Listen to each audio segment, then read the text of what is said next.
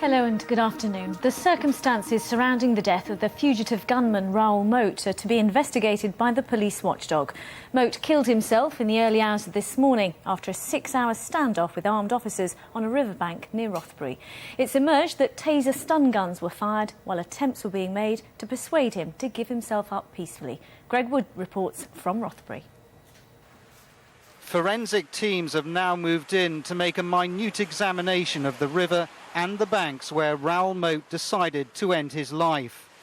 A white tent covers the spot where Britain's most wanted man eventually shot himself.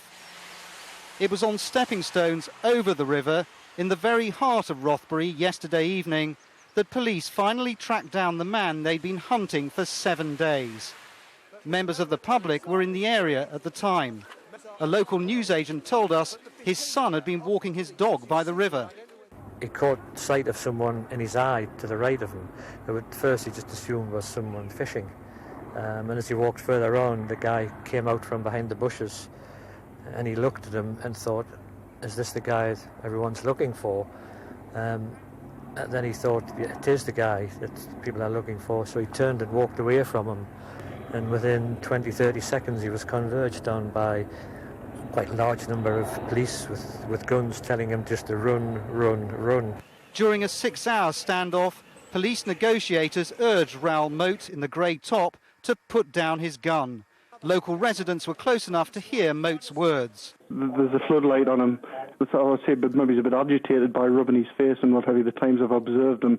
But earlier on, he did, when the negotiators were talking to him, he actually said, one thing that sticks in my mind is, I haven't got a dad, he said, and he also said that nobody cares about me. But all the talking was in vain. Shortly after 1 o'clock in the morning, shouts rang out from the riverbank. A shot was heard.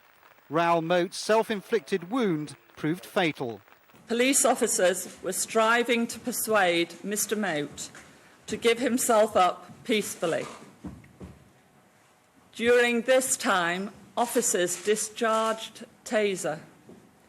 However, this did not prevent his death. The use of a taser on Raoul Moat before he shot himself will be a central plank of an independent inquiry into the circumstances surrounding his death.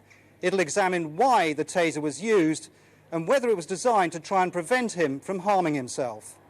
We will be examining whether correct procedures were followed by Northumbria Police and the detail of how this incident came to a conclusion. This beautiful Northumbrian village is swiftly recovering from an extraordinary and disturbing week. But the question remains as to why it took so long to track down a fugitive who was hiding in the heart of this community. Greg Wood, BBC News, Rothbury. The police have revealed for the first time what lay behind Moat's threat to target the wider public. He'd recorded a message on a dictaphone where he said the rules had changed. We also learnt more about the psychological profile police built up during the week-long investigation. Raymond Buchanan reports. At the start, it seemed like a domestic incident. Raoul Moat, jealous of his ex-girlfriend's new lover, turned to extreme violence. But Moat was different. A quest for revenge led him to take on the police too.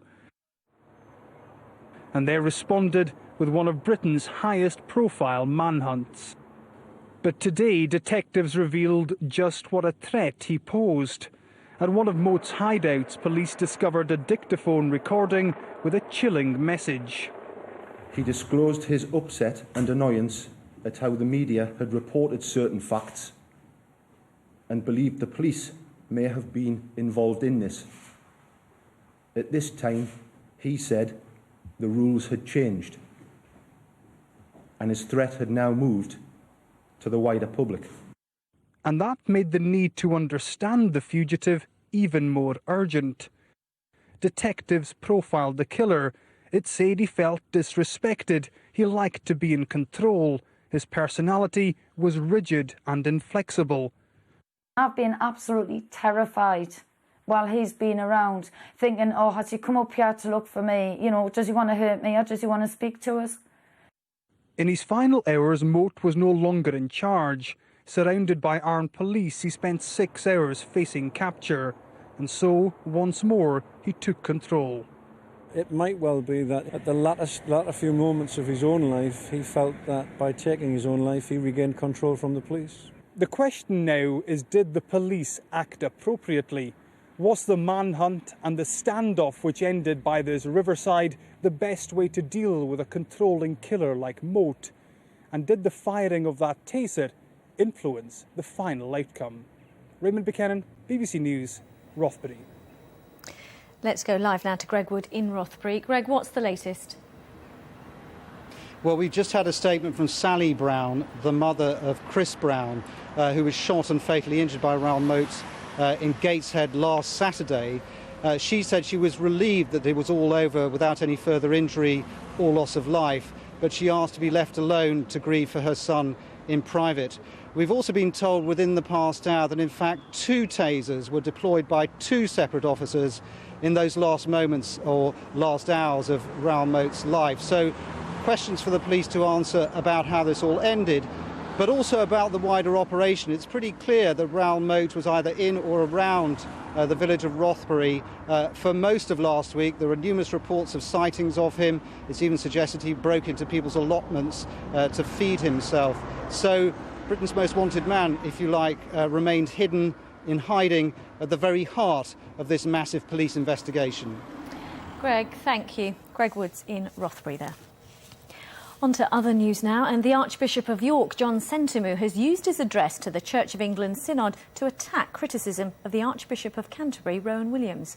The speech follows reports that the appointment of a gay cleric, Geoffrey John, as Bishop of Southwark was blocked to stop the issue dividing the Church. Dr Sentamu said the criticism of the leader of the Church showed a general disregard for truth.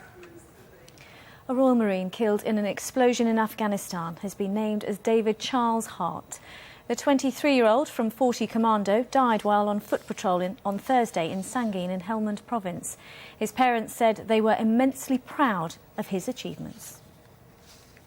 There were mixed fortunes for Britain's 2 McLaren drivers in qualifying for the British Grand Prix. Lewis Hamilton salvaged 4th place as Red Bull's Sebastian Vettel beat teammate Mark Webber to take pole position.